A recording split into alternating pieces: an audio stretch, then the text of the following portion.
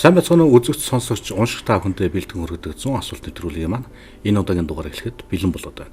Манай өнөөдрийн нэвтрүүлгийн зочноор стартап маркетинг спейс төвийн үүсгэн байгуулагч захирал Жаргал сайхны зол зоё хүрэлцэн гэж оролцож байгаа. Сайн байна уу танд энэ өдрийн мэндийг хүргье. За энэ өдрийн мэндийг хүргье. Юуны өмнө бидний урилгыг хүлээн авч нэвтрүүлэгт манай хүрэлцэн гэж оролцож байгаа танд маш их баярлалаа. Урьж оролцуулж аваад маш их баярлалаа. Ажил төрлөн тавтаа сайхан байна уу? Тавтаа сайхан байна. Ингээд нэвтрүүлгийн туршид би танаас 100 асуултыг асууна. Та надад 100 хариултыг чин сэтгэлээс өгнө. За ойлголоо. Ингээд өнөөдрийн нэвтрүүлэг эхлэе. Хамгийн ихний асуулт маань та манай нэвтрүүлгийн үзэгч сонсогчдод өөрийгөө сайхан танилцуулаач. Өөрийгөө болон гэр бүлийнхнээгээ танилцуулаач.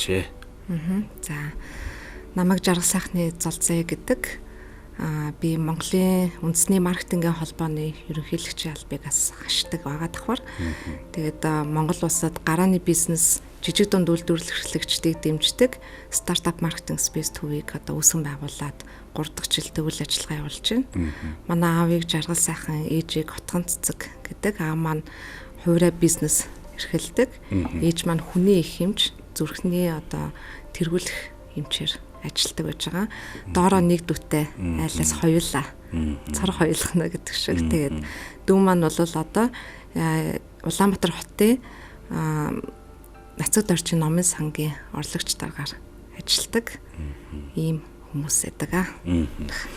Хүн болоод хэлэх дуртай үг гэж байдаг. Таны хувьд ямар үгийг хэлэх дуртай байдаг вэ? Хурдан явъя гэвэл ганцаараа, хол явъя гэвэл олуулаа гэж. Дандаа сүүлийн үед бол ер нь дэлхийн нийтээрээ ер нь амжилттай явъя гэвэл багийн тоглолт маш чухал. Тийм учраас олуулаад явъя гэж их боддог. Тэргээж хийж хэрэгжүүлж л байгаа хэл тийм ээ.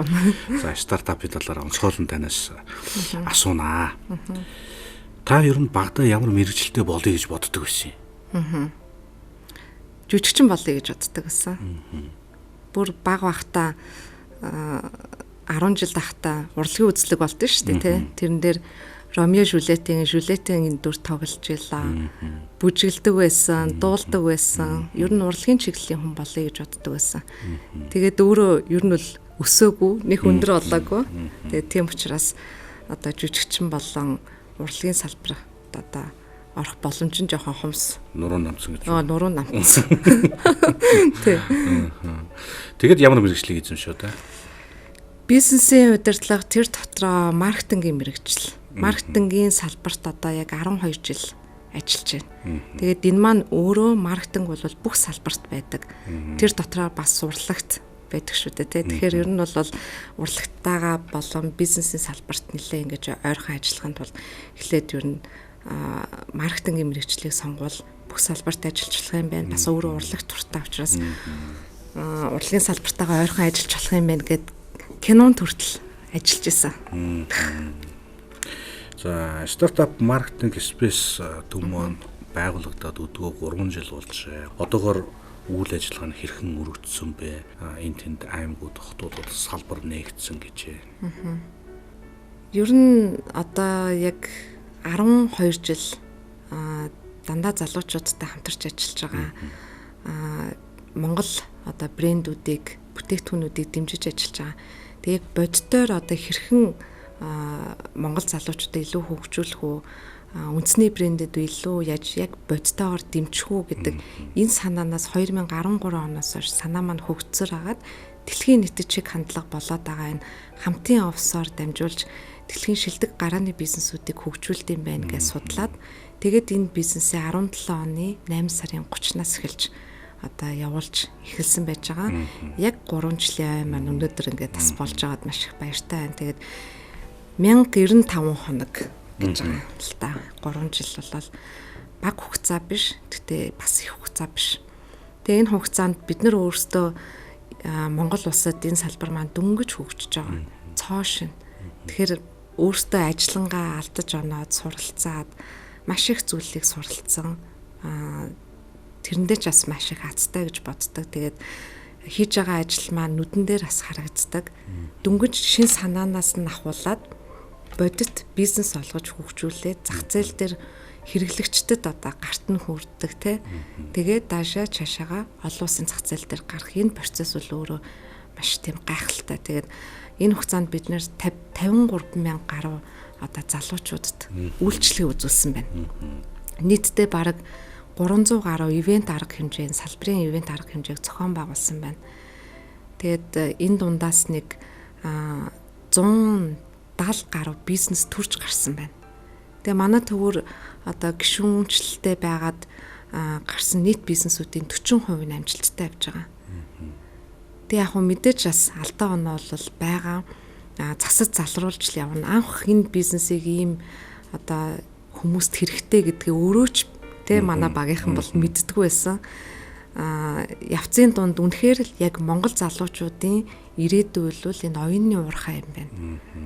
Бид нэр спортороо бас оюун ухаанаараа дэлхийд хэрэглүүлдэг болсон.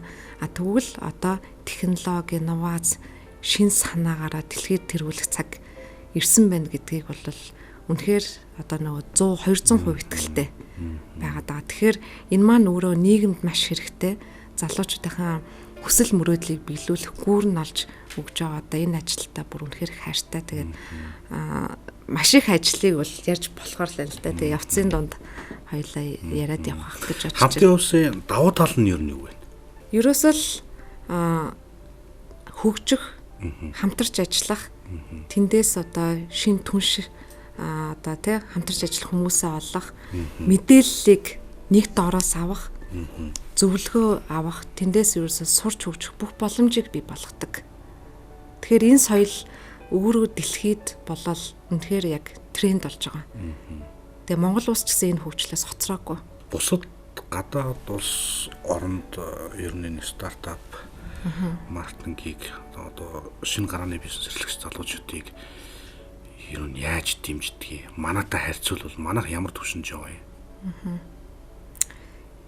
Нийтдээ нэг 10 оноогоор үнэлтэй гарааны бизнесийн таатай орчин буюу экосистем гэж нэрлэдэг. Ер нь бизнесийн таатай орчин гэж ярьдаг.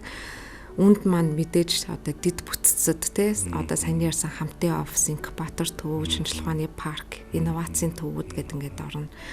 Мэдээж хууль эрх зүйн асуудал бол асар чухал одоо төрийн шийдвэрүүд, дэмжлэгүүд гэсэн үг те. Хөрөнгө оруулалтын орчин маш чухал.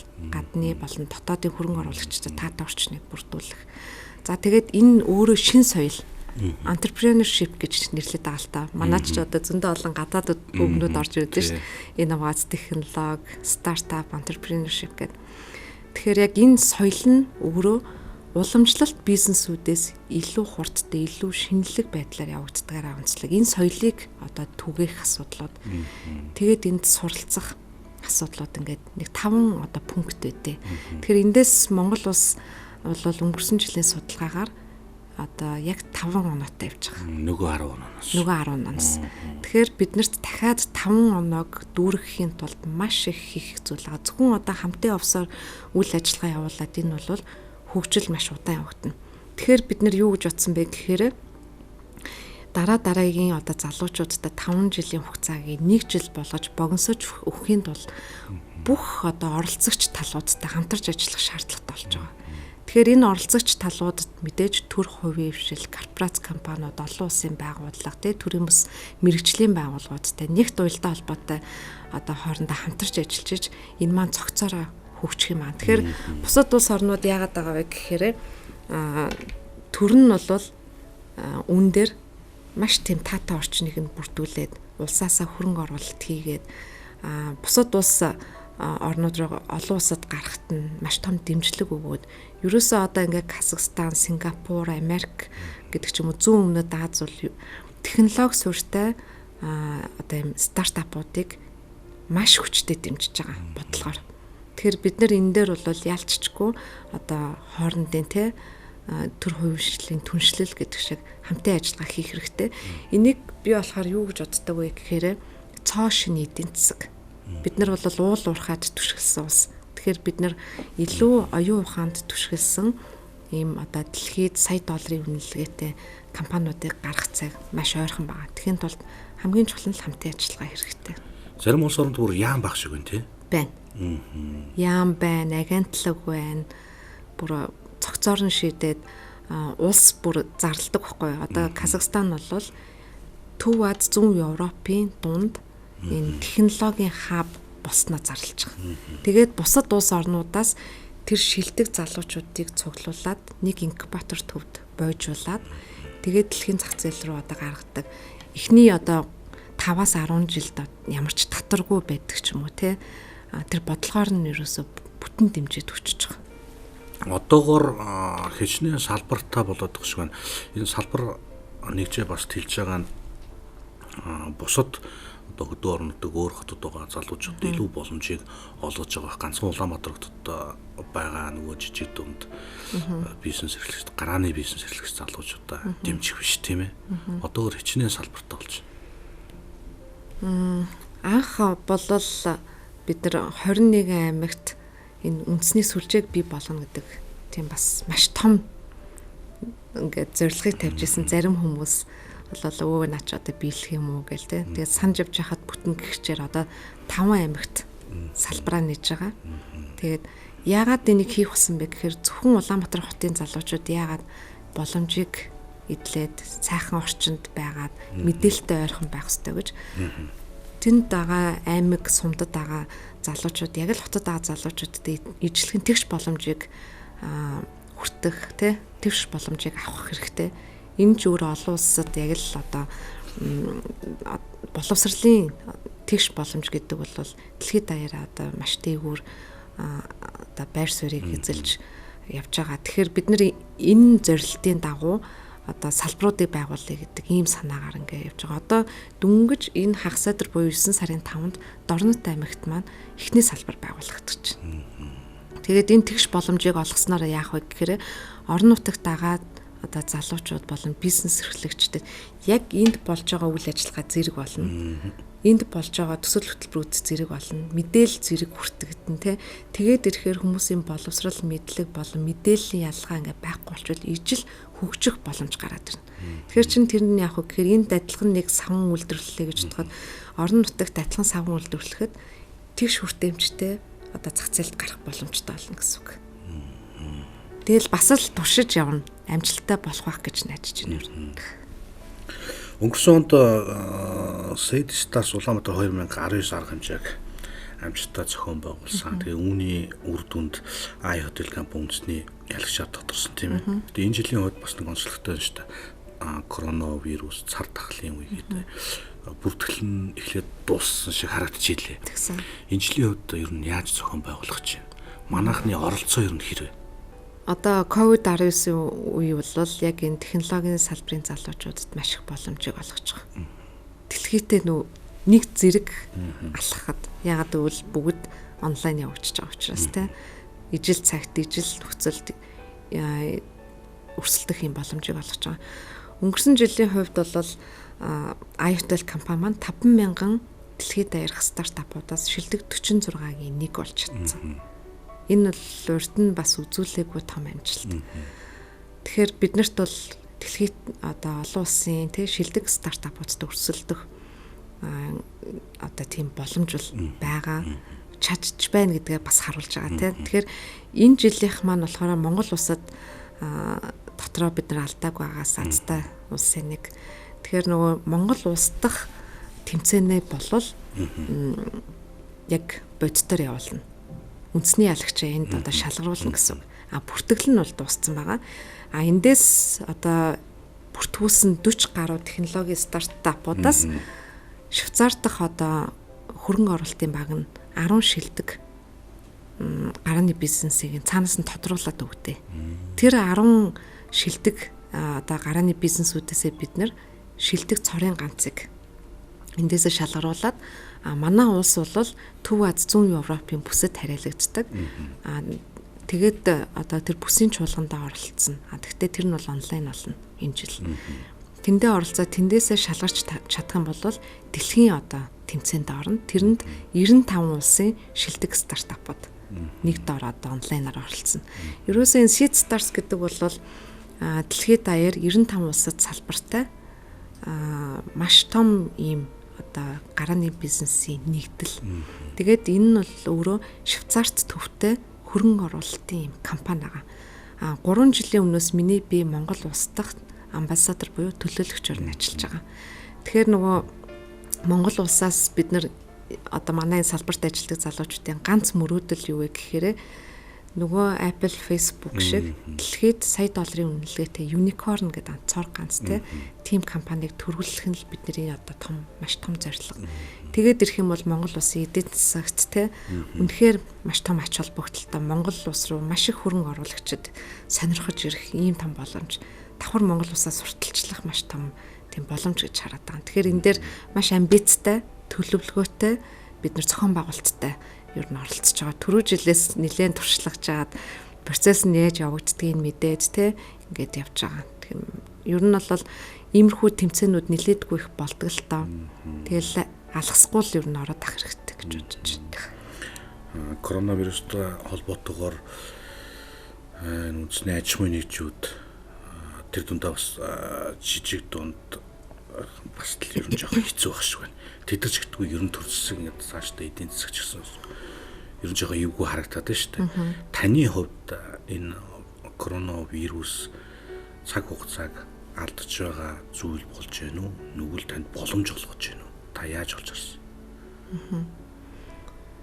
Энтерпренер хүн гэдэг бол бүх зүйлийг боломж олгож хардаг гэж боддог. Тэгээд ямар нэг асуудлыг олж харсан бол тэр шийдлийг гаргаад зоригтойгоор эхлүүлдэг. Гол онцлог нь бол тгээс эхэлдэг. Тэгэхээр үүнийг бол боломж олгож харж байгаа. Ялангуяа манай энэ салбарынхан бол яаж энэ үед урд нь орхигдсан байсан төслүүдэд эхлүүлэх үү, тэ? Мэдээж бас энэ чинь нөгөө нэг ажилчдынхаа цалинг тавина, түрээс төлнө, борлуулалт багасч ин хэцүү. Гэхдээ энэ хүнд үед одоо амьд үлдэнэ гэж ярьдэн штэ. Үлдэх юм бол одоо үлдсэн бүх бизнесүүд энэ ковидын дараа бол маш амжилттай явна. Харин энэ хугацаанд яаж одоо бизнесээ тогтвортой авч явж болох вэ гэвэл ерөөсөө ижил төстэй үйл ажиллагаа явуулдаг компани болон одоо энэ бүтээгдэхүүн үйлчилгээ үзүүлж байгаа хүмүүс компаниуд хоорондоо хамтын ажиллагаа хийж төсвөө мөнгө одоо зардлуудаа хоорондоо хувааж хамтарсан маркетинг хийх юм бол ер нь айгүй тийм зөв бодлого гэж бодож байгаа. Тэгээд энэ яг одоо хямралын үед дэлхийд даяар дандаа шинэ бизнесүүд гардаг. Тэр нь дандаа амжилттай болж исэн. Одоо жишээл дуртай юм бол манай UbiCab шиг Uber гэдэг такси дуудлагын аппликейшн одоо дэлхийд даяар улс олгонд бараг байна. Тэр бол яг хямралын үед 2009 онд байгуулагдчихсан. Өнөөдөр бол хэдэн сая долларын үнэлгээтэй компани болчихсон байна. Тэгэхээр манай том жижиг гэлтгүй бүх компаниуд л үүнийг харин ажил арай гайгүй ингээд нэг байгаа дээр дараагийн том төслөө харах эсвэл илүү өөр одоо энэ ковид үед шинэ бизнесүүдийг олж харах нь чухал юм болов гэж бодож байна. Боломж гэдэг талаас нь харах хэрэгтэй юм байна. Болохгүй гэдэг нөгөө тэгээд болохгүй шүү дээ. Боломж бол хэсэг байж байгаа л хажуугаар өнгөрчдөг шүү дээ, Тэр үеийг л барьж авах хэрэгтэй. Нийгэмд стрессдгүй да. Стресст нь мэдээж. Таны үнэт зүйл юу юм бэ? Тууштай байдал юм болов уу гэж бодож байна. Яагаад гэхээр анх 2008 оноос хойш өнөөдөр 2020 12 жилийн хугацаанд юу бодож байсан түүнийгээ хийсэр ирж байгаа. Тэгээ ямар нэг зүйл рүү нэг юм хийгээд нөгөөт рүү шилжиж ч юм уу эсвэл нэг санаа төрөөд өмнөх санаагаа орхих ч юм уу тийм зүйл бол байгаагүй. Маркетингийн салбар болон энэ залуучтайгаа дэмжих ажиллаа яг л тууштай хийсэн. Тууштай хийх тэр одоо нөгөө хүсэл тэмүүлэл гэх юм уу энэ үзэл бодол маань өөрөө хийгээд яваад ах юм бол тодорхой хэмжээний амжилтыг бас дагуулд юм болов гэж бодож байна. Ямар спортоор хичээлж та? Газрын теннис. Бүр бага ахтай хичээлдэг байсан. Бүр тэмцээнд орж исэн. Газрын теннис ч юм бол яг сэлдэгтэй адилхан бүх нөө булчин мөч хөдөлдөг. Маш их хөдөлгөөн хийдэг. Тийм учраас эрүүл мэндэж сайн, дээрэс нь 100 болон хавар намартаа дандаа гадаа байгальд хийдэг ойрхон тоглолдог учраас бас маш гоё спорт. Хүн энэ амьдралдаа яаж явах нь ер нь юунаас шалтгаалт вэ? Үнэн зөв явах гэж бодож байна шүү дээ. Худлаа яриад судалгаа хийхгүй байхыг л манай аав хоёр маш их сургадаг гэсэн. За золоо минь хулгай ажиллахгүй, худлаа арчлахгүй. Зөв л явах юм бол тэгээд болно даа л гэдэг ус. Тийм. Таны хамгийн том мөрөөдөл юу вэ? Ирэмблэх юм уу? Хамгийн том нь. Хамгийн том нь яг зүгээр яг хамгийн том гэхээр яг шат дараалалтай л байгаад байна л да. Мэдээж хувь хүний хувьд одоо маш сайн боловсрах хүн бол насан туршдаа суралцдаг. Нэг юм сураал дараагийн юмаа суралцахыг хэрмэлцдэг. Ер нь маш сониуч хүн. Тэгээд одоо дахиад нэг их сургууль сурах гэж бодож байна. Тэгтээ гадаад суралцъя гэж бодож байна. Одоо яг энэ ажиллаж байгаа салбартаа амжилт үзүүлэе гэж хүсэж байна. За тэгээ мөрөөдөл гэдээ ярих юм бол сая мөрөөдлийнхаа бас нэгдлийг байгуулсан. Байгууллагатаа дөнгөж 5 сар болж байна. Тэр нь болохоор Dreamers гэд нэгдэл байгаа. Тэгээд энэ нэгдэл бол яг хүсэж исэн зүйл маань бол мөн яагаад гэхээр залуучууд бид нэр одоо юу гэдэг компьютерийн цаана шүүмжлэх бус энэ одоо ямар нэг шийдвэр гаргасны дараа тэгхвээс гэхээс илүү өөртөө дуу хоолойгоо хүргэж хамтарч одоо нэгдсэн байдалтайгаар тухайн салбарт те өөрчлөлт тэр нөлөөллийг үзүүлэх нь аягүй чухал гэж боддог. Ер нь л яг 2012 оноос хойш нэгдээ хамтарч ажиллая гэж ер нь дандаа ойрлох үедээ ойрлж илаа. Тэ ярих үедээ ярьдаг байл өдөг хүртэл бас л тэрийг ярьсаар л байгаа. Тэгэхээр энэ Dreamers буюу мөрөөдөгчд мөрөөдлөө нэгтгэе гэж байгаа юм л та бид нар манай ураа слоган. Тэгээ үүгээрээ дамжуулаад энэ бизнес хийдэг шин санаатай хүсэл мөрөөдөлтэй залуучууд зорилгоо нэгтгэхэд өөрсдөндөө болон энэ Монгол улсад хэрэгтэй байгаа тодорхой хэмжээний одоо байгууллага болгон жижигхэн хувь нэмэр оруулж байгаа. Тэгвэл энэ зорилгоо нэгтгэхэд бид нэр төрийн гаргаж байгаа шийдвэрүүдэд яг хэрэгтэй байгаа хөрсөн дээр буусан одоо шийдлүүдийг гаргаж өгч түн дээрээ дуу хоолой болж ингэж явж байгаа. Тэгэд энэ нийцтэй ингээд 3 жил, 5 жил, 10 жилийн дараа юу болох вэ гэхээр энэ маш том хамтын ажиллагаа. Үүнээс гарсан үр дүнгууд нь яг одоо хууль эрх зүйн орчинд буучихсан байх нь өнөөдөр аюул том. За тэгээ цаашлаад хамгийн том мөрөөдөл гэх юм бол Монгол улсаасаа 3-5 сая долларын үнэлгээтэй компанийг гаргах. Тэрэнд оролцогч нэг тал нь болоод одоо түүгээрээ бахархах. Эргүүлээд энэ Монгол улсын хөгжилд маш том хувь нэмэр оруулсан байхыг харахыг хүсэж байна. Ер нь мөрөөдж явах хэрэгтэй юу? Хязгааргүй мөрөөдөх хэрэгтэй. Одоо хязгааргүй мөрөөдлөө гэд бас зүгээр мөрөөдөд суух биш, түүнийхэн төлөө үйлдэл хийх нь чухал шүү дээ. Тийм. Таны хамгийн ад жаргалтай байсан хүч түүнээс хаваалцаач та. Сая өнгөрсөн жилийн 10 сард бүтэн 7 жилийн дараа аав ээж хоёртойгоо уулзсан юм байна да. 7 жил уулзаагүй. Хамгийн сайхан. Түн чин тэгээд 7 жил чин богино хугацаа биш шүү дээ, тий. Маш их аав ээжигээ сансан үс мэдээж технологи хөгжөөд өдөр болгон харж байгаа гэсэн чинь ингээд уулзаад тэр тэрвэрх мөч үнэхээр сайхан байсан. Та бас өөрийнхөө төрсөн өдрийг бас өрмөцөөр тэмдэглэдэг хүн байна лээ. За 4 сард болдог хаа таны төрсөн өдөр.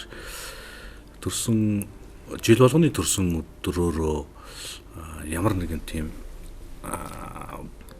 буйны гэж хэлж болно тийм ээ. Буйны үйлс зохион байгуулдаг юм байна лээ.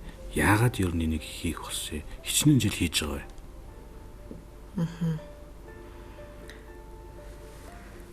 Хамгийн анх 2012 онд хийсэн. Манай ээж өөрөө маш мундаг эмч хүн. Тэгээ өөрөө бас зүрхээр өвдсөн.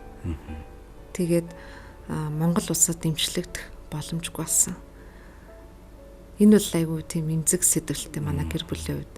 Мэдээж яг амьдралын нэг юм нөгөө зүрхний цохилтөр үсэх юм бол яг унаж явж исэн тэр үе яга манай гэр бүлийн хувьд бол асар хүнд жил байсан. Тэгээд Америк руу 180 мянган долларын хагалгаанд орох шаардлагатай болсон. 12 онд. Америкаас хариу ирсэн эмчлэх боломжтой гэд.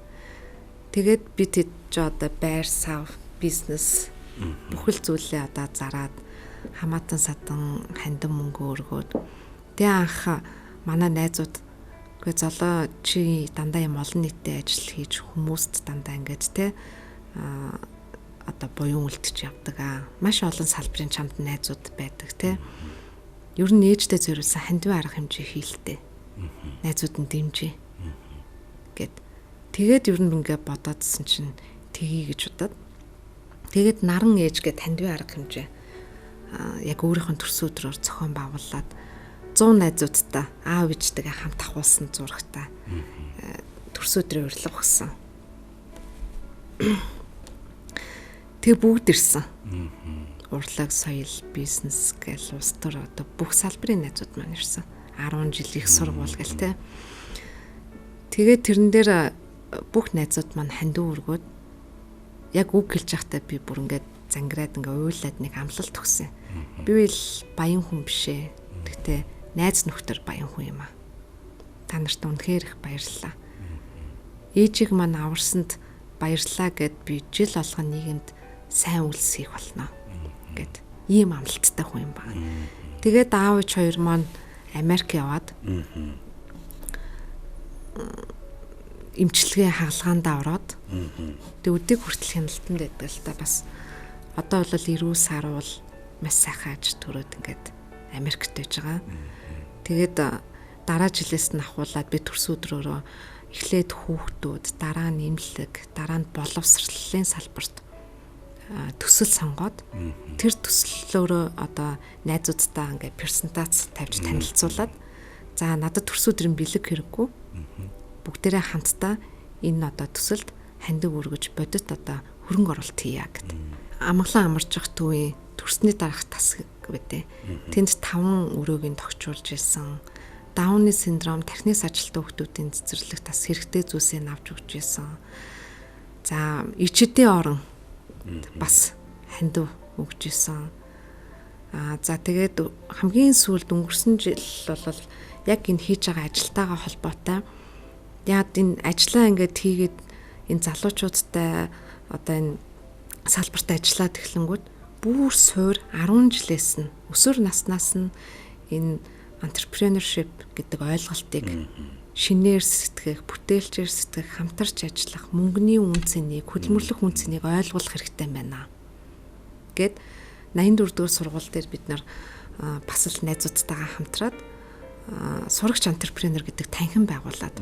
Тэгээд тэрэн дээрээ өсвөр насны 10-аас 12 дугаар ангийн хүүхдүүдийн эхний ээлжинд хөтөлбөрт хамруулад эхнээсээ одоо 10 жилийн бизнес эхэлсэн явж байгаа. Тэгээ яг үүнтэй адилхан бид нар 10 жил их сургууль гэд ингээд ер нь бүх одоо нөгөө нэг сегментт ажиллаад ингээд явж байна. Тэгэхээр энэ маань өөрөө яг уу нийгэмд одоо юу гэдэг нь би ээжтэй минь байлгаад ингээд тий ээжийг маань амьд зэрүүн байлгасанд ингээд маш их баярлаа гэж байгаа. Тэгээд энэ маань өөрөө ингээд явсаар агаад эргэн тойрондох найз нөхдүүдэд маань нөлөөллийг бий болгоод маш олон хүмүүс өдөрт Монголд хичнээн 100 хүний төрсөн өдөр болж байгаа лээ. Тэр дундаас доор ээж бараг нэг найз маань л одоо үлгэр дуурайл авна гэх юм уу. Тэр нөлөөлөл ингээд бий болсон юм шиг байна. Тэгээд найзууд маань бэлэг авахгүй шүү. Тэрэнд одоо ингээд тандив цуглуулж өгч байна гэд. Тэгээ энэ маань ингээд олон хүмүүст ингээд хүрч байгаад бүр үнэхээр маш их баяртай байдаг. Таны юунд болоод таны таньдаг ойр дотны хүмүүс танд татагддаг бол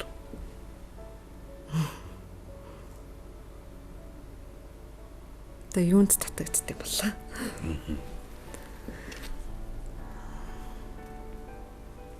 Харилцаа юм болоо. Хүнд ерөнхийдөө харилцаа, хувь хүний харилцаа, бизнесийн харилцаа, найз нөхдөд харилцаа ерөөсөө би нэгэ хүндэтгэх одоо урд нь ямар байсан яг л тэр чигээрээ байх те 10 жилийн найзтайгаа яг л урдны харилцаж байгаа шиг байдаг гэдэг ч юм уу. хизээч хүний нэр мартахгүй байх те. Тэр нь өөрөө бүр юм онцлог ингээ болцсон. Урд нь бол ажил мэргэжлийн онцгойр баг овог нэр утасны дугаар регистртээ баг чийжилдэг байсан. Тийм бас онцлогтой.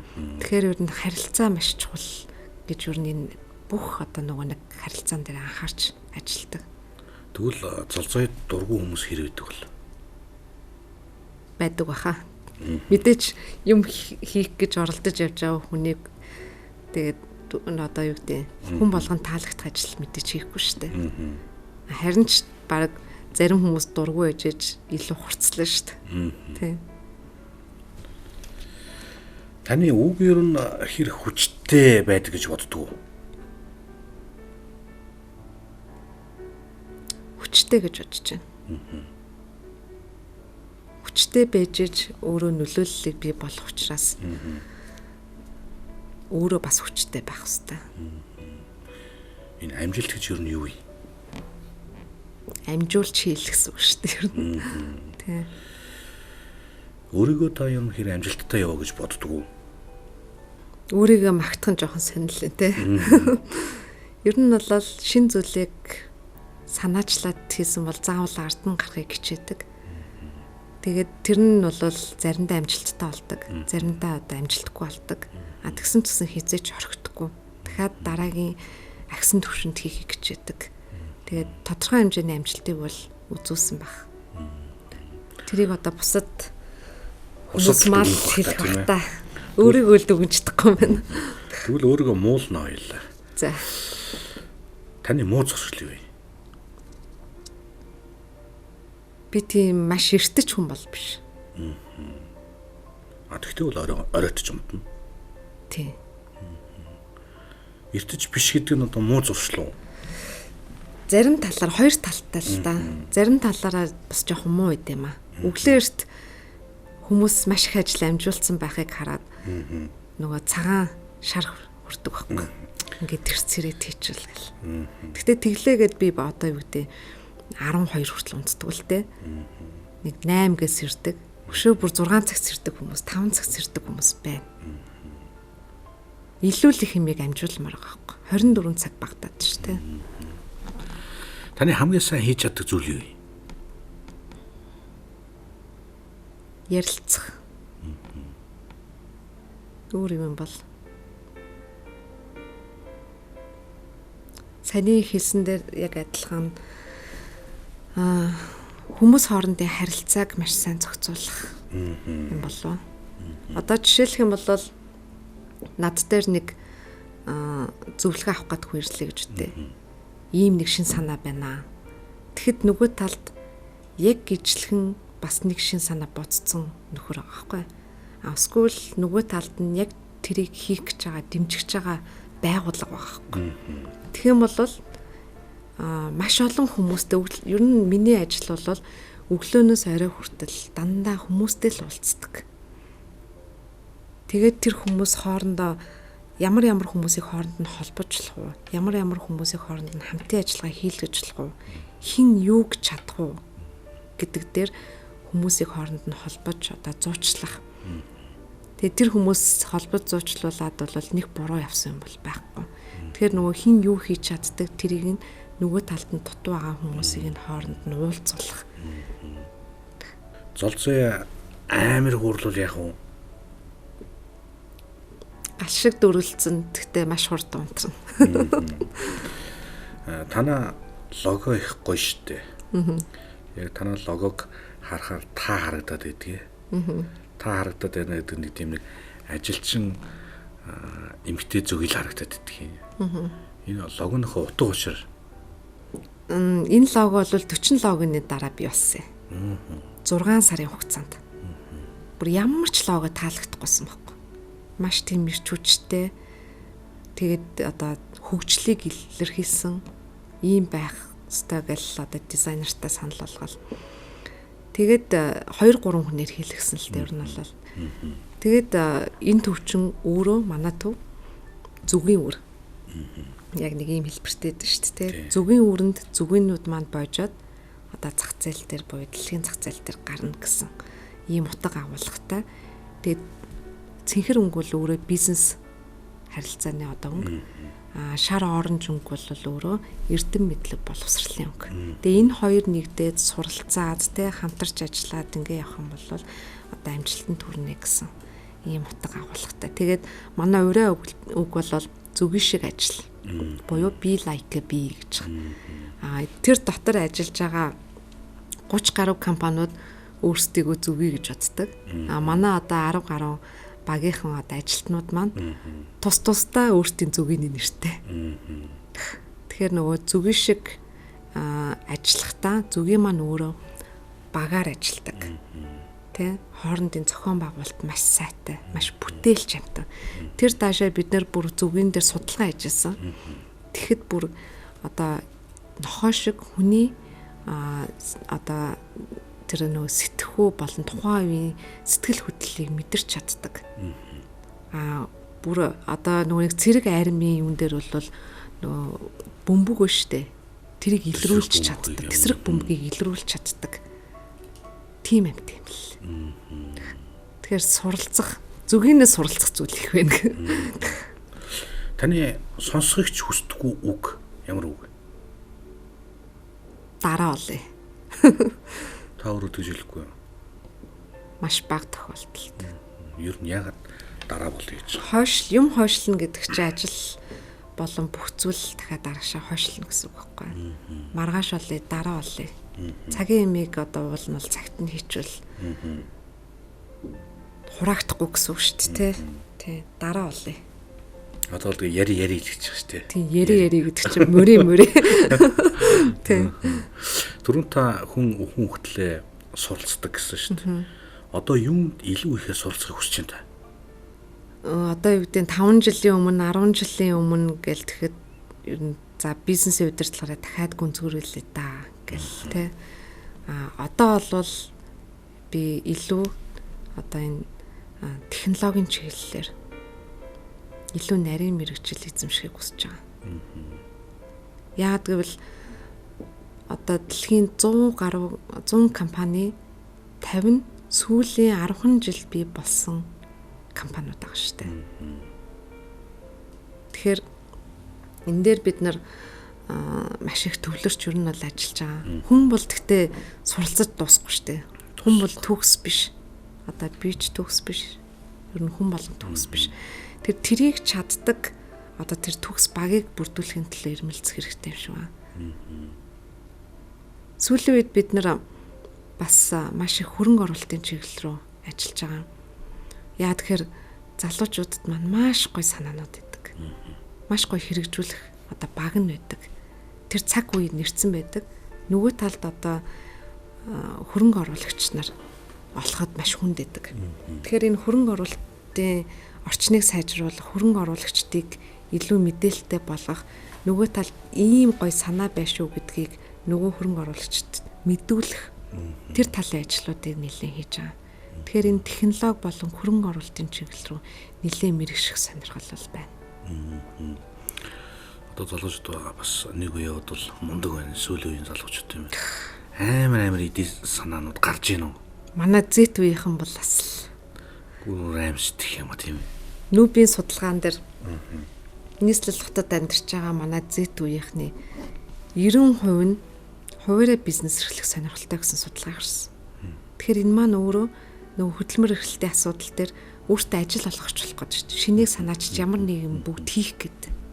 Тэгэхээр энэ бас хоёр талтай. Нэг тал ажил их хүн ингээд хомслох гэдэг. Бүгд бослох гэдэг. Нөгөө талдаа маш их одоо ажлын байрыг бий болгох хүмүүс бидний араас хүч төрөн орж ирж байна. Нэг одоо хүүхдтэй залуу гэхэд л 5 хэлээр ярьдаг хүн бидний одоо энэ араас хүч төрөн орж ирж байна. Маш мундаг болж байгаа. Саяхан хамтын явсан цар тахлын үетэй холбоотойгоор үнгүй болгосон тий. Тэгсэн. Залуучууд хэр очсон? Маш их ирсэн. Сая 9 сарын 1 хүртэл 8 сарын 1, 9 сарын 1 хүртэл яг үн төлбөргүй болгоод тэгээ залуучуудыг ажил хийх боломжийг нь олгосон. Тэгвэл офисгүй, цугларах газаргүй нэлээд хэцүүс ядаж нэг бизнес нь энэ дээр те тогтоод үлдээсэй л гэж бодсондоо хийсэн. Тэгээд үүнээс магадгүй энэ одоо хямралын үед маш гоё бизнес гараад ирвэл яг уу. Тий. Танаа төвөр үйлчлүүлсэн одоо хамтарч ажилладаг стартапууд ба шүү дээ. Түүнээс одоо хамгийн амжилттай яваа таны бахархаж явдаг ямар залуучууд вэ? Ямар бүтээгдэхүүн хийв?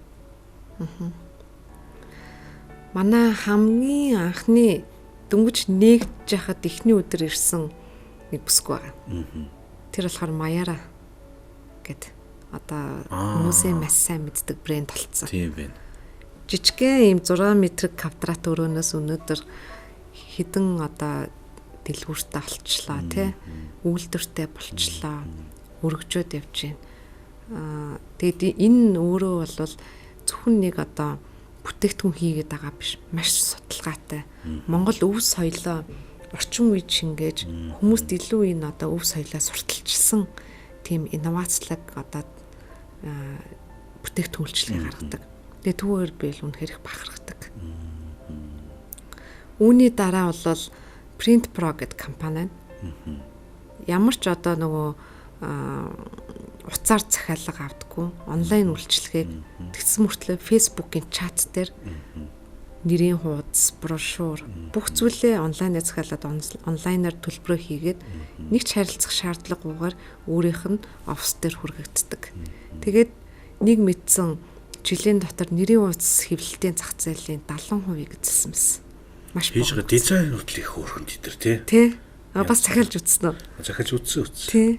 Одоо бүр өргөжөөд нэлээд бас том одоо компани болсон баг штэ. Тий. Мундаг юм аа. Таны хамгийн их айдаг зүйл юу вэ? Харуу бүрөө харанхуугаас айтдаг. Энд ч одоо эмэгтэй хүн болоо нийл одоо айцах та. Нэг хэсэг чи аим шиг кинонд маш дургу. 4-р ангидаа нэг аим шиг кино үзснээс болоод бүтэн сар хар дараад.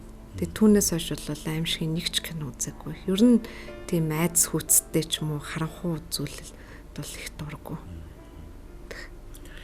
Хинт хамгийн ихээр баярлалаа гэж хэлхийг хүсэж байна та. Нэвтрүүлгээр дамжуулаад. Хэлэх гэсэн олон л хүн байгаа. Маш олон хүн байгаа. Яг ч юм бас энэ амьдралд ингээ бодоод тахаар би их азтай юм шиг байгаа. Нэг юм хийж бүтээх гэхээр заавал тэр хүмүүс нь ингээд гараад ирдэг.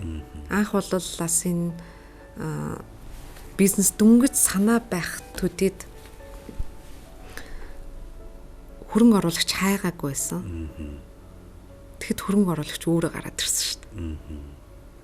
Ийм нэг объекттэй юу хийх үү заллаа гэд. Тэгээд очиж үзсэн чинь 2 өдрийн дотор төслөө бичээд аваад иргээд. Тэгээ санаа бүхэн бэлэн, баг бэлэн, бүхэн бэлэн байсан. Тэгээ очоод тэг төгрөгнөөс 536 сая төгрөгийн хөрөнгө оруулалтыг 30 минутын дотор босгосон нэг азтай тохиол байдیں۔ Тэгээд манай хөрөнгө оруулагч компани бол Газар групп гэдэг компани байж байгаа.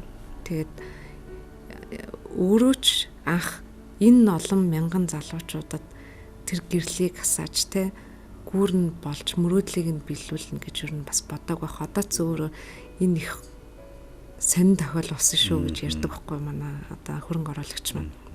Бид нар ч бас тэгж огт бодоагүй. Тэгэхэд Монгол улсад өнөөдөр маш том одоо энэ залуучууд те өсөл мөрөөдлийг биелүүлэх газрыг нь бий болгосонд үнэхээр их баяртай байдаг. Тэгэхээр хөрөнгө оруулагчтай баярлалаа гэж хэлмээр байна. Дээрээс нь мэдээж аав чартай бүр үнэхээр их баярлалаа гэж хэлмээр байна.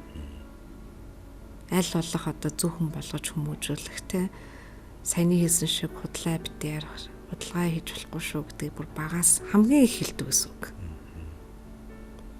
Тэгээ аав чартай үнэхээр их баярлалаа гэж хэлмээр байна. Ер нь энэ шинэ залуу стартапууд маань одоо анх гарч ирэхдээ юун дээр хамгийн их анхаармаар юм. Юун дээрээс болж голцуудыг дээр алдаад байна. Зөндөөл ирмэн хүсэл зориг тэмүүлэлтэй залуучууд зөндөө байгаа шүү дээ, тийм ээ. Хүн болгонд санаа. Танд хүртэл одоо нэг ингэчих юмсан, ингэ шийдчих юмсан, эсвэл нэг ийм бизнес хийчих юмсан гэдэг санаа байдаг үст дээр нь. хүн болгонд санаадаг. Гагцхүү тэрийг бодит болгож биелүүлэх нь тэр арга зам нь бүгд өөр өөр байдаг тийм үү. Тэр арга замыг л яг л одоо маш зөв хийх хэрэгтэй. За бүр тодорхой ингээд ярих юм бол энэ бол судалгаан дээр үндэслэгдэнэ. Дэлхий дээр одоо 200 одоо амжилттай болсон компаниудаас судалгаа авсан байгаа. Тэгээд тэд нэр яг ямар дараалалаар яваад ийм амжилтанд хүрчвэ гэж судалсан байж байгаа. Тэгэхэд тэр одоо 200 компани дийлэн хувь нь энэ бол тайминг буюу цаг хугацаа нь яг мөн үү? Цаг хугацаа нь ирсэн байна уу гэдгийг одоо судалгаагаар эсвэл одоо тэр мэдрэмжээр тэр олон улсын чиг хандлагаар ингээд тодорхойлсон байдаг байхгүй. Тэгэхээр өнөөдөр би энэ бизнесийг хийхэд манай багийнхан одоо хийхэд энэ цаг үе нь мөн үү гэд. Одоо манай хамтын офисын бизнес бол яг цаг үе нь ирсэн учраас залуучууд ингээд 3 жилийн хугацаанд 53 мянган залуучууд 21 аймаг 9 дөрвт үйл ажиллагаагаа ингээд явуулсан байгаа байхгүй. Тэгээ үүний дараа бол ерөөсөө сая ярьсан бас баг хамт олоо. Ганцаараа хийгээд бүгдийг мэдээж хийж чадахгүй учраас би маркетингдаа сайн бол санхүү, хүний нөөц одоо бүх талын тэр бүтээл сэтгэлгээтэй гэдэг ч юм уу тэр бүх одоо төгс багийг бүрдүүлэх хэрэгтэй. Нөгөө санаа хамгийн чухал. Би санаагаа алдчихгүй гэх хүн ярьдаггүй шүү дээ, тий. Тэгэхэд санаа бол 3-т орсон байгаа хгүй. Санаа бол байнга баяжиж хөгжиж ингэж явдаг, тий. За тэгээ үүний дараагаар бол тийм шинэ бизнес модельийг өөрсдөндөө тохирсон бизнес модельийг загварыг ингэж гаргах хэрэгтэй байна. Тэгээ бас их сони юм нь хүн болгон бас мөнгө ахад хийн штэ. Хөрөнгө оруулалт олдохгүй би нэг хийж чадахгүй юм шиг байна гэд хойшоо ингэ суугааддаг бол энэ дөрвөн зүйл чинь одоо би болох юм бол хөрөнгө оруулагч юу нь маш хурдан олддог байхгүй. Манай жишээн дээр ч гэсэндээ те хөрөнгө оруулагч өөрөө ороод ирсэн гэдэг шиг одоо хөрөнгө оруулагч бол оролтын орчин бол 5-д орсон байгаа байхгүй. Чухал зүйл эхлээд ерөөсөө биш шүү дээ, тий. Хамгийн сүүлд орсон. Тэгэхээр одоо энэ зүйлүүд аягүй сайн гэж яагаад тэгээд хөрөнгө оруулагчтай танилцуулах юм бол авах магадлал маш өндөрөө гэж. Тэгэхээр үүн дээр анхаарах хэрэгтэй. Бас сонио юм шүү, тийм ээ. Тийм багаз. За энэ тэгжаал нэг болох байлгүй дээ. Тэгжаал нэг хийндээ. Зөнтэй шүү дээ. Мөнгөтэй болж байгаа хийндээ. Тийм зүйлүүдийг маш сайн анхаарах хэрэгтэй юм байна л да. Одооны бидний амьдарч байгаа энэ нийгэмд болохгүй бүтггүй асуудал зөндөө л харагдаж байгаа шүү дээ, тийм ээ. Танихаар ер нь бид ер нь юунаас эхлэх ёстой юм бэ? Алхам тутамд л ер нь хөгжиж байгаа улс оронд бол асуудал байгаа шүү дээ. Тэгэхээр би бол иргэн бүрийн оролцоо л гэж хэлмээр байна. Иргэн бүр одоо нэг асуудлыг шийдэж ч юм уу урт ажиллаа илүү сайн хийгээд эсвэл одоо хашаандаа сайхан амдраад тий. Эсвэл одоо хог тарихгүй байгаа, шүлсээ хаяхгүй байгаа. Тэр одоо төр засаг гаргаж байгаа шийдвэрт нь иргэний нийгмээрээ дамжуулаад дуу хоолойгоо идэвхтэй өргөөд ингээ хүн болгон ингээд идэвхтэй иргэн байгаа, идэвхтэй оролцоог бий болгоод за надаар дутахгүй дээ гэж хизээч битээ бод. Харин ч дутна. Тийм учраас өөрийнхөө тодорхой хэмжээний хувь нэмрийг л оруулаад явах юм бол хөгжил бол ойрхон байгаа. Тэртээ дэргүй одоо интернет те дэлхийн хавтгаа олчлоо штэ. Хаанаас ч ямар ч мэдээллийг бид нэг цагт авах боломжтой болсон.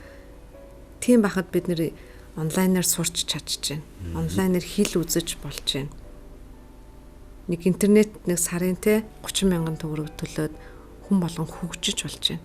Тэгэхээр бидний жоохон тийм хандлагын асуудал байгаа хгүй. Одоо ажил төртөл авахд ур чадрыг биш хандлагыг ажилд авна гэж бүх одоо компани захирал хэлж байна. Бүх компани гүйцэтгэх захирлууд хэлж байна. Тэгэхээр энэ зөв хандлагатай одоо идэвхтэй оролцоотой байх юм бол ерөөсөө эндээс л эхлэх хэрэгтэй. Тэгэхээр бид нэр одоо юу гэдэг манай маркетингийн салбарын ярьдээ. Бид нар бол одоо тий хөшгөний арт ингээд энэ одоо нийгмийг сайн сайхан болгох юм кампэйнуудыг аянуудыг айгүй хиймээр байна. Зөв хандлагыг дэлгэрүүлдэг, тий идэвхтэй оролцоог дэлгэрүүлдэг Энийг бид нэр өөртөө маркетингийн мэргэжил эзэмсэн хүмүүс энийг бүр сайн дураар ингээ хиймээр байна. Оролцмоор байна. Тэрийг гоё түгээмээр байна гэдэг баг. Таныг өөрөөхөө хийж байгаа ажилд өөрөө дүнтэй үгүй ямар дүнтэй вэ? Бас л өөрөө магтчихоо. Таныг өөр ч нэг дүн тавилчээ. Хамт олноос мулаас. За хамт олноос ч асууя. Манай хамт олон ч өөртөө ер нь магтчихдаггүй дээ. Таны төвчд хамгийн хэцүү зүйл юу вэ? Хүн хүлээх. Та өөрөө хүлээлэхгүй юу? Би ч бас нөгөө Германд сурж исэн. Нэг тийм школ байна да. Ямар ч уулзалтан дээр нэг 5 минутын өмнө ер нь ирэхийг эрмэлздэг. Мэдээж яг одоо энэ гацаа нөгөө одоо замын төвжирлийн асуудал байна. Гэтэ ер нь одоо нөгөө хүн өрчилж хэлэх хэрэгтэй. Бүр таг алга болдсон шүү дээ. Одоо маргааш нь уулзалттай байлаа гэхэд өглөө эрт хэлдэг ч юм уу тийм байхгүй. Зарим нь бүр нэг хинэггүй. Тэ? Мартсан байна гэдэг ч юм уу. Эсвэл бүр цаг 2 цагийн дараа ирдэг ч юм уу. Тэр чинь хүний цагийг ер нь одоо үнэлэх ёстой шүү дээ, тэ. Цаг бол алт шүү дээ. Тэгээд хүлээхийн хооронд хит юм амжуул шүү дээ. Ер нь бол хүлээх ер нь хэцүү шүү дээ. Таньдас хэцүү дээ. Маш хэцүү. Гэл байж талтай яач үгэл. Уцаа хараад уцтаад хэлэх юм болов уу гэл. Тийм. Ирнэгээд хэлцэмч одоо уцтай нүш гээл тийм. Тийм юм байна. Мөнгийг ер нь юу гэж хардгуу та? Яаж хардгуу? Мөнгийг бол олчч болно, үрчч болно. Тийм.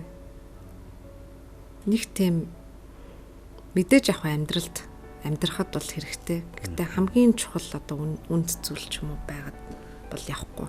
Ажил хийж байгаа юм чинь, завгүй байгаа юм чинь мэдээж бол мөнгө олно те. Тэгэхээр нөгөө хэрхэн тэр мөнгөний одоо үндсийн мөнгөнд хандж байгаа хандлал тодорхойлох байх. Миний амьдралд бол одоо өнөөдөр мөнгөний төлөө явсан бол тэ маш их одоо боломж байсан. Гэхдээ хүн дуртай ажиллаа хийж тэрнээсээ кайфыг мэдэрч одоо дараа ирээдүйд олох те үнцнийг илүү бүтээх нь чухал юм байна. Өнөөдрийн олох их мөнгө бол миний хувьд бол тийм үнцэнтэй зүйл биш. Хэрвээ ямар нэгэн одоо тийм дээр таны 3 хүслийг одоо биелүүлж болохоор бол юу хүсв үү та? Сая нөгөө ээжтэй холбоотой асуудлууд ярьсан да. Яг үнэхээр тийм хүсэл биелүүлэх юм бол бүх хүний гоё өвчин зовлонгоос нь салгаасаа гэж хүсэж байна. Ямар ч гэр бүлд нэг л хүн маш хүнд өвдөх юм бол тэр гэр бүл өнөөдөр Монголын эрүүл мэндийн салбар ямар агаалаа. Одоо биднэрт бол хуримтлал байдгүй шүү дээ, тий. Хуримтлал байхгүй. Тэгэхээр ер нь тэр өвчин зовлонгоос нь салах юмсан гэж хамгийн түрүүнд хүснэ. Яг тэгвэл үнэхээр яг амьдралд тэр тохиолдсон учраас ямар хүнд вэ гэдгийг бүр ясмахандаа шингэтэл ойлгосон учраас ингэж байгаа. Гэхдээ тийм олон хүсэл, 3 хүсэл биелүүлээсэй гэж би боллоо хүсэхгүй байна ер нь. Өөртөндөө чаленж тэр одоо тий залуу хүний одоо хийж оролдох маш их зүйл нь штэ. Тэг хүсэл биелүүлчих юм бол амьдрал их амархан болчих штэ. Сонирхолтой болчих. Тэгэхээр энийг одоо зовлон бэрхшээл давааны цаана дахиад даваа байсан ч хамаагүй ер нь айгуу тийм одоо давж гармаар байна тэрийг. Та өөрийгөө нэг үгээр тодорхойлооч. Углуургийн асуулт ихтэй маа. Өөрийгөө нэг үгээр тодорхойлъё гэвэл инээмсэглэл байж болно. Та ер нь юунд зориулагдсан хүн юм? 2012 онд би энэтхэг явсан. Тэгээд тэр үеч ч одоо 27 хэдтэйсэн юм дээ. Нэг 25 6 таа. Тэгээд дарамт салаад нөгөө далаа агшийн Монгол сүнчээд маш олон монголчуудтай ингээд хамт очсон байхгүй. Тэнд би бүр баталгаажуулсан болов гэж боддیں۔ Юу баталгаажуулсан бэ гэхээр олон нийтийн ажил, нийгмийн ажил хийнэ гэдэг нь миний амьдралын зорилго юм байна. Эндээ би өөрөө маш туртай юм байна. Энэ асуудлыг ингээд шийдвэрлэж тэрэнд хувь нэмэр нэг одоо оролцогч нь байна гэдэг нь үнэхээр те миний амьдралын зорилго юм байна.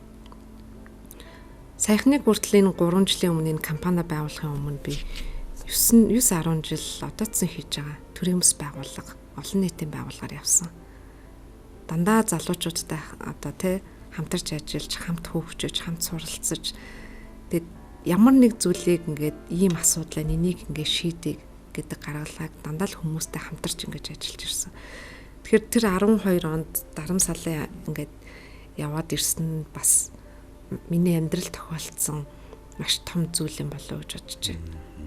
Тэгэхээр нөгөө юунд зориулагдсан хүн бэ гэдэг асуултанд бол нийгэм гэж хэлэхээр нэг том болчих юм шиг те. Энэ салбарт одоо нэгэнт орсон учраас энэ салбарын ажлыг тултал нь хийн. Тэгэхээр яг одоо гүүр болоход зориулагдсан хүн юм болоо да.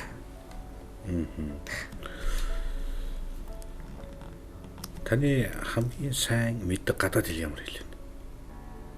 Уг нь германаар их сайн ярьдаг үсэ. Тэгээд одоо сүүлийн үед бол энэ ажиллаараа бид нар чинь 10 гаруй улсаар 17-8 хотоор янз бүрийн арга хэмжээ, тэмцээн уралдаанд ингээ явсаар хагаад англи хэлдээ сайн болцсон. Тэг хэрэглэхгүй бол ингээ марччихсан юм байна шүү дээ. Хэлийг бол байнга хэрэгжилж байх хэрэгтэй юм шиг байна тийм.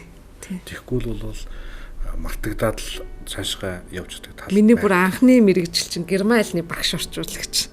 Их сайн. Одоо бол германаар бол маш сайн ойлгоно. Нөө ярихгүй болохоор ингээ мартчихна.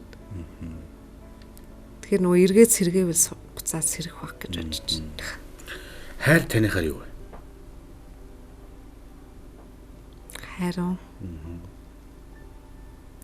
Буцаач нэхгүй сэтгэл юм болов.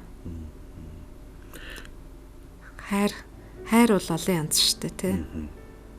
Хамаатан садан аав ээж, хань ижил, найз нөхдөд.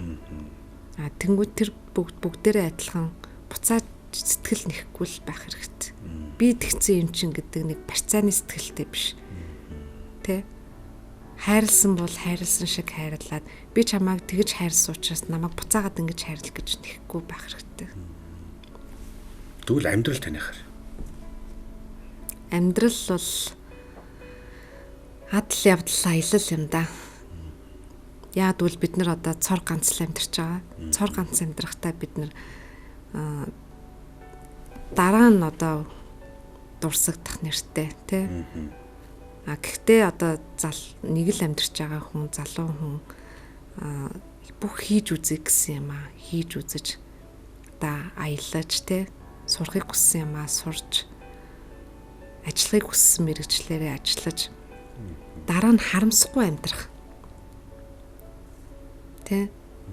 Одоо Ахмад настай болсонныхоо хойно тэр үед нэг тийм боломж уг нь гарч исэн да. Тэр боломжийг би ашиглаж чадсангүй дээ гэд нэг ингээд харуулсан штэ. Тэгжил харамсахгүй л амьдрах хэрэгтэй. Тэхийн тулд бид нар маш их адал явдалтай учирч тэр адал явдлуудаас суралцаж сайхан дурсамжийг тэ өөртөө болон өөр хүмүүст үлдээж өөрөө тэр адал явдалтай гой сонирхолтой зүйлийг мэдэрсэн бол бусдад бас гой түгэх тэр боломжийг бас бусдад олгох хэрэгтэй юм шиг байна. Тэгвэл бол заримдаа ингээ хүмүүс зөвхөн өөрөө боломжийг атгаал өөрөө мөрөөдөлтөө тэ ингээд автаал хинт ч мөрөөдлөө хуваалцахгүй байгаль хилчүүл биелэхгүй тэ гэж ярьдаг. Тэрний оронд мөрөөдлөө бусдтай хуваалцаад боломжоо бусдтай хуваалцаад тэгээд ингээ явах юм бол эн чинь өөрөө олон хүнд хүрээд тэр нь ямар нэг юм нөлөөлөл импакт бий болоод ингээд тэгээд дараа ботход ямар ч зүйл дээр харамсахгүй л амьдрах юм шиг байна. Тэгээд яг нөгөө аагаас яа хүртэл 35 үсэг байна те. Бид нар нэг зүйлийг бодоод хийх гээд ингээд энэ амьдрал дээр ингээ явж байгаа бол А хувилбар биел болоогүй бол дахиад А, Б, В, Д, Г гэд ингээд маш олон хувилбар байгаа аахгүй. Тэр алганыг л ер нь ингээд үзээд за үнэхээр те яадар ирээд болохгүй бол би энэ чиглэлийн хүн биш юм байна. А тэгээд дараа нь 10 20 жилийн дараа бодоход өө би тултал нь те хийж үтсэн гэд харамсахгүй байхгүй.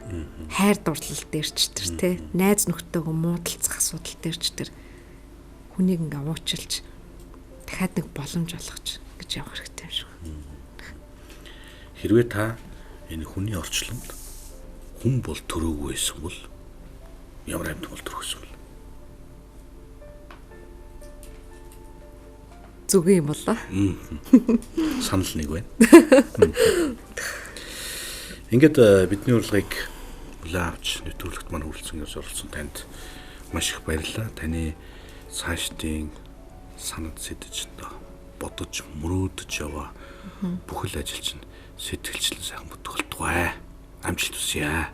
За маш их баярлалаа. Тэгээд 100 асуултыг бол урд нь эфирээр зөндөө үздэг байсан. Өөрөө ингээд орохоор маш тийм сэтгэлийн гүндэх асуултыг асуудсан байна. Үнэхээр их баярлалаа. Урд нь бодож исэн мөртлөө ингээд мартагдсан зүйлүүд маш их байсан байна. Тэгээд эргээд бас нэг өөрийгөө харах нэг тийм боломж олгосонд бас маш их баярлалаа. Та бүхэнд бас амжилт хүсье. Баярлалаа. 100 асуулт нэвтрүүлгийн маань энэ удаагийн дугаар энхүү өндөрлөж байна. Манай өнөөдрийн нэвтрүүлгийн зочноор стартап маркетинг Space Two-ийн үүсгэн байгуулагч захирал Жаргал сайхны зол заяа хүрэлцэн гэж оролцлоо. Та бүхэнтэйгээ дараагийнхаа нэвтрүүлгээр эргээд уулзтлаа. Түр баяртай.